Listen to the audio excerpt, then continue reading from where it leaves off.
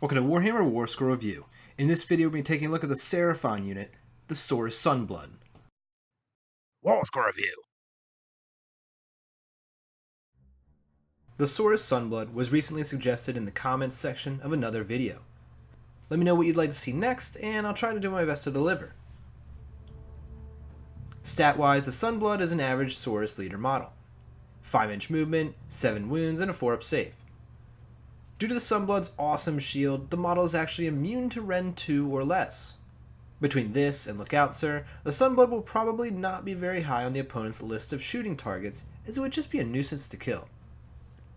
This gives it a decent durability when compared to other infantry support characters. This model has 2 melee weapons on the Warscroll, the Celestite War Mace and the obligatory Saurus Jaw Shield combo. The War Mace is okay. 5 attacks, 3s to hit and wound, plus it's even got Rend 1. The Fearsome Jaws and Aeon Shield offer 2 more attacks with no Rend.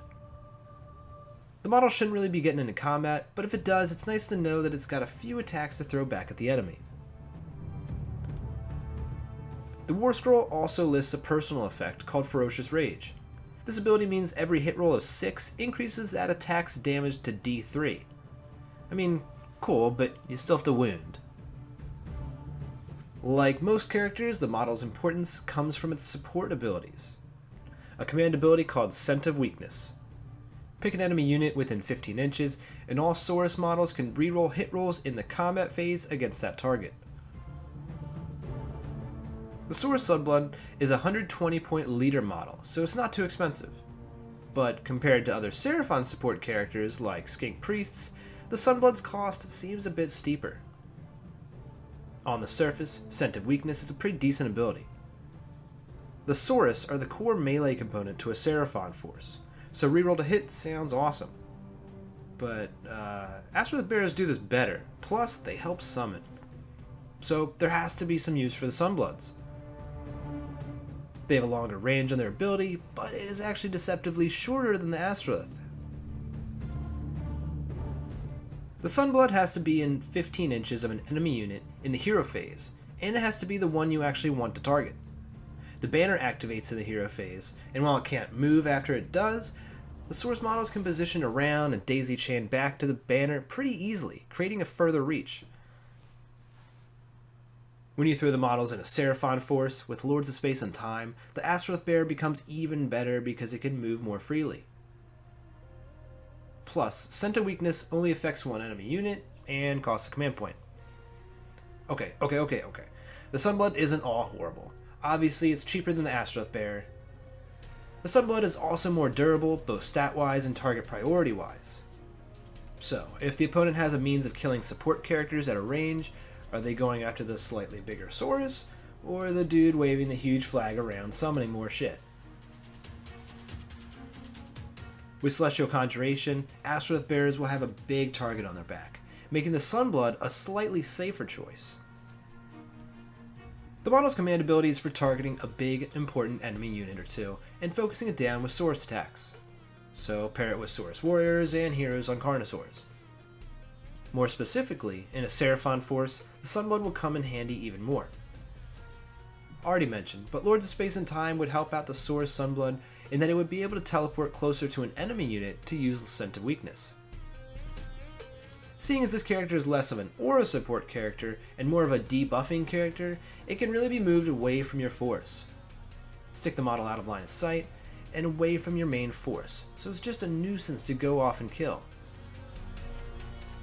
Normally I don't really recommend the Saurus command traits, but Mighty War Leader would be neat to try for extra command points, since this model's command ability is its whole purpose. This command trait would have the Seraphon player roll a die in each of their hero phases. On a 5-up they get another command point. The only Seraphon artifact worth mentioning is the Incandescent Retroces. This item will be helpful if you're sending the Sunblood forward, away from your force. If the enemy does go off and kill it, the Saurus can just come back to life for added annoyance. Now dipping into malign artifacts, we can have some more fun. If for some reason you wanted your Sunblood to run an attack, which it actually can since it doesn't need to be near your army, there are a couple neat combos. The obvious one is always Gur Strike. so on 5 the Sunblood will be triggering its D3 damage.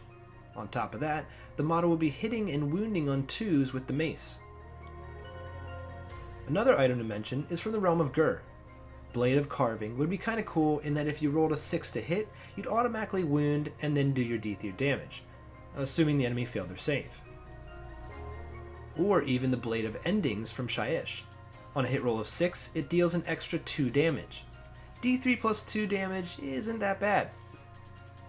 Okay, enough of those combat ones. Not sure I really recommend them, but they're fun to think about. The malign artifact I mentioned in most videos, the Aether Quartz Brooch, would be neat if you took the Mighty War Leader command trait. This one would be returning command points on a 5-up when they're used.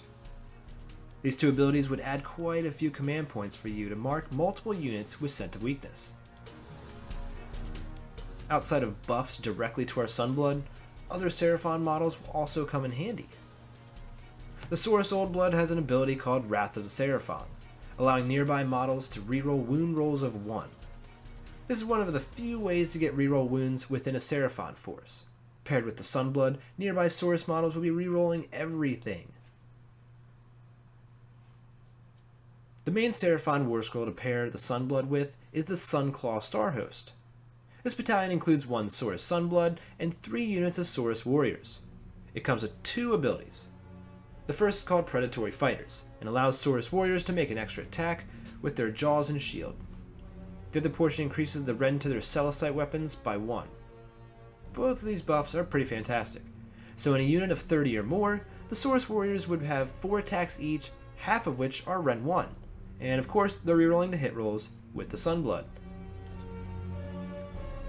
The Sunclaw Starhost also is one of the main components to a Fangs of Sotek battalion.